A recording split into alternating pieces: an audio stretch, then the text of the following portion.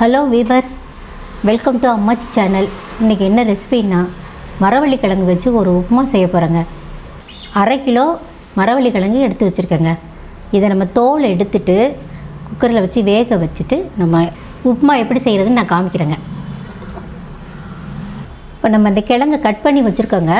இதை நம்ம குக்கரில் வச்சு வேக வச்சுட்டு இது எப்படி உப்புமா செய்கிறதுன்னு நான் உங்களுக்கு காமிக்கிறேன். வாங்க வீடியோக்குள்ளே போகலாம்.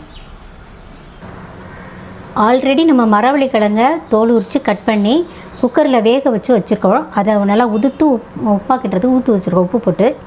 அதுக்கு இந்த உப்புமா பண்ணுறதுக்கு தாளிக்கிறதுக்கு தேவையான பொருள் 3 பச்சை மிளகா கட் பண்ணி வச்சுருக்கேன், கொஞ்சம் கருவேப்பிலை, உளுந்து கொஞ்சம், கடுகு கொஞ்சம். இதுதான் இதுக்கு தேவையான பொருள். வாங்க இப்போ அதை நம்ம தாளிச்சுக்கலாம்.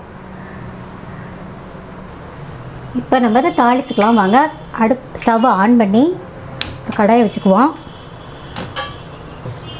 இப்போ நம்ம 2 ஸ்பூன் எண்ணெய் ஊற்றிக்கலாங்க.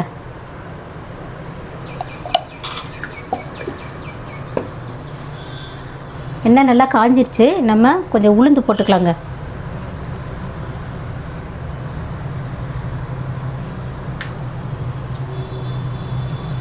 கொஞ்சம் கடுகு போட்டுக்கலாம். கடுகும் உளுந்து நல்லா பொரியட்டும்.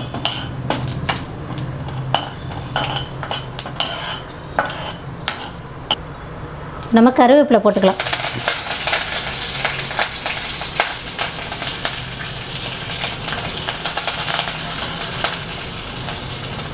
கட் பண்ணி வச்சுருக்க பச்சை மிளகாய் போட்டுக்கலாம்.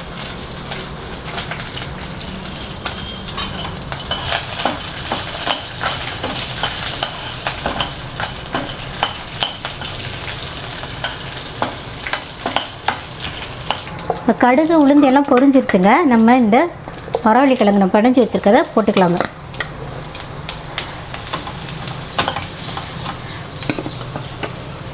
உப்புமா நல்லா கிளறி விட்டு எடுத்துக்கலாங்க. உப்புமா நல்லா இருக்கும், சாப்பிட டேஸ்ட்டாக இருக்குங்க. மரவள்ளி கிழங்கு உப்புமா உடம்புக்கு நல்லது. மரவள்ளி கிழங்கு நம்ம பிள்ளைகள் நல்லா விரும்பி சாப்பிடுங்க.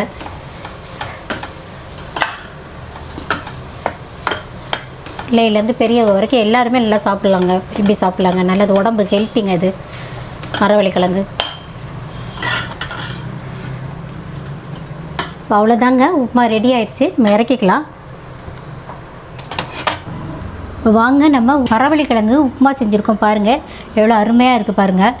நல்லா இருக்குங்க, உடம்புக்கு ஹெல்த்தி. எல்லாருமே நல்லா விரும்பி சாப்பிடுவாங்க. இதே மாதிரி நீங்களும் பிடிச்சிருந்தா வீட்டில் ட்ரை பண்ணுங்கள். பிடிச்சிருந்தா லைக் பண்ணுங்கள், ஷேர் பண்ணுங்கள், கமெண்ட் பண்ணுங்கள். மீண்டும் அடுத்த வீடியோவில் பார்ப்போம். பாய்.